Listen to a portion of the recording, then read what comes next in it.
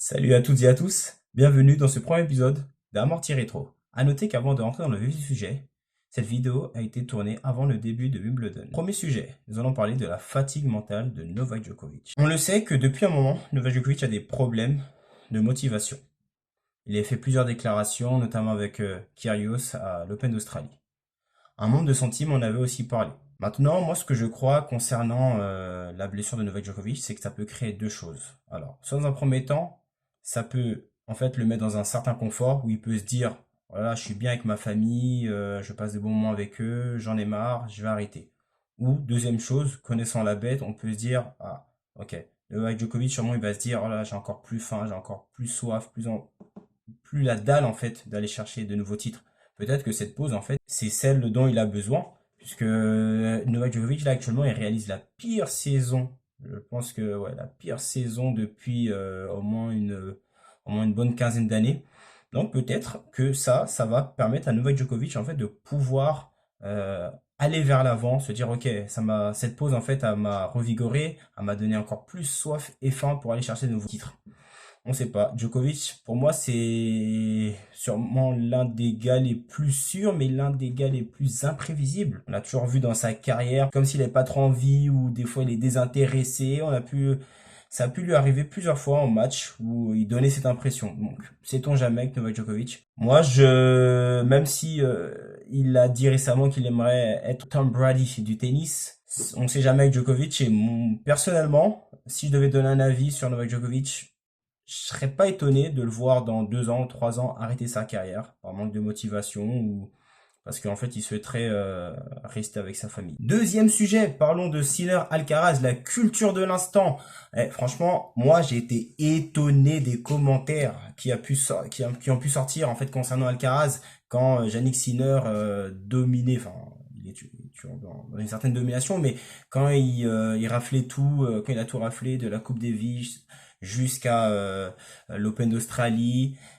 J'étais étonné de voir certains dire que Alcaraz était à des années-lumière de Sinner. Oh, j'ai failli tomber dans les pommes. Vous êtes fous ou quoi? Non, mais sérieusement les gars, arrêtez avec cette culture de l'instant. C'est pas possible. C'est pas possible. Pour moi, ça me rappelle l'année 2022 où on devait élire le match de l'année et c'est comme si on avait mis aux oubliettes pour moi le match qui a été à mes yeux le match de l'année entre Nadal et Medvedev à l'Open d'Australie. Du coup, certains avaient voté pour le match de Sinner Alcaraz de l'US Open. Chacun voit midi à sa porte, chacun en fait juge les choses comme bon lui semble. Mais je trouve ça étonnant en fait constamment cette culture de l'instant où on oublie ce qui s'était passé il y a quelques mois.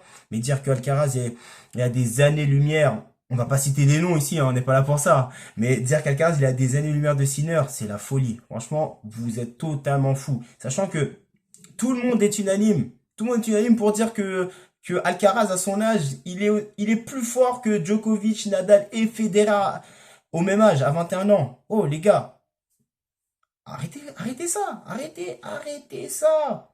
Comment on peut dire qu'il a des allures juste parce que Sinner il est plus posé, plus calme, Oh, Alcaraz il sait tout faire. Techniquement il sait tout faire, ok, voilà. On a vu que parfois il avait des problèmes dans le jeu d'impatience, il était trop impatient.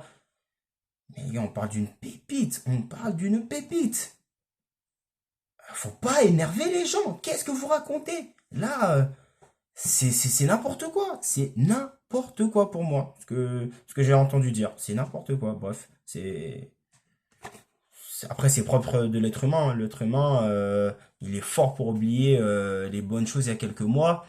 Mais voilà, quand il y a quelque chose qui se passe dans le présent, alors là, voilà. Là, il s'est jugé, il juge en fait en fonction de ce qui se passe là, à l'instant T. Mais ce qui s'est passé avant, il oublie. Bref, la culture de l'instant. Tiens. Et si on faisait un petit détour sur l'île de Majorque et on parlait très rapidement de l'oncle Tony. L'oncle Tony, l'oncle le plus célèbre, entraîneur et oncle du circuit. Parlons un peu de lui. Tout le respect que l'on a pour Tony Nadal, très grand entraîneur qui a mis Rafael Nadal sur le toit du monde. Hein.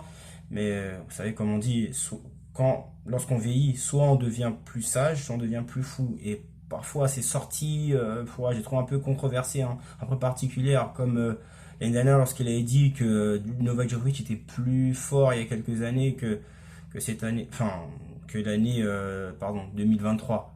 C'est un peu étonnant quand même. Là, il y a un Novak Djokovic beaucoup plus complet, hein, beaucoup plus fort dans les compartiments de jeu, très solide, très grand serveur. Il s'améliore à la volée, au smash. Donc bon. Donc le Tony, parfois, il dit un peu des choses ouais, un peu étonnantes.